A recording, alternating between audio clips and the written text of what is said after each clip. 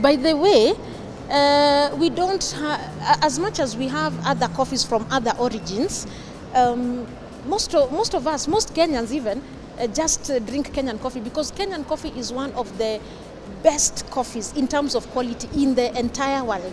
So we are very proud of our coffee, yeah, and most Kenyans actually drink Kenyan coffee because it's what is mostly accessible in the market. So for me, I drink Kenyan coffee, but of course, because I'm a coffee professional and I teach even how to taste coffees, because sometimes we are asked, how does Kenyan coffee taste different from Ethiopian coffee, from Colombian coffee? So of course I have to expose my palate to the other coffees from different countries.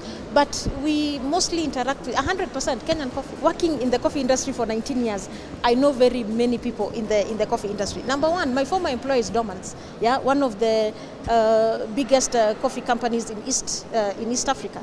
So number one, what's this? I just get them from all over, yeah. So there are so many roasters that I interact with. Yeah, so that's the goodness of just running an independent coffee school, so that you are able to buy coffee from different kinds of suppliers and interact with different kinds of coffees and determine which one is better than the other. So I get them from different roasters. Yeah.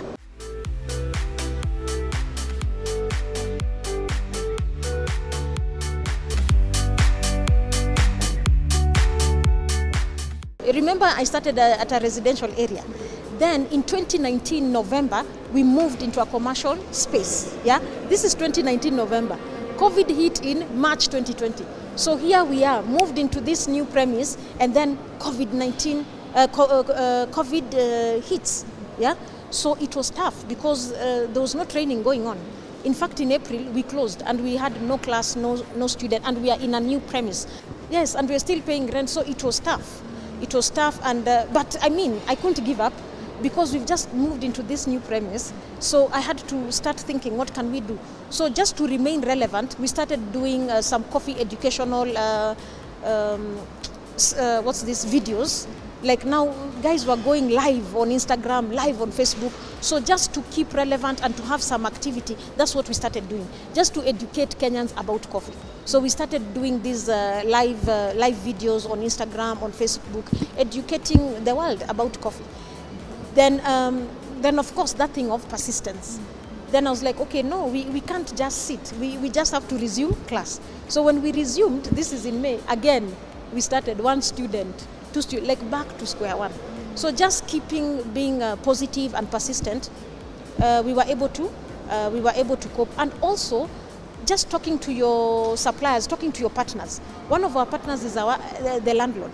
We had to renegotiate, and we had a very good landlord who, we had new terms, yeah, who at least helped us to be able to survive during that COVID-19 time.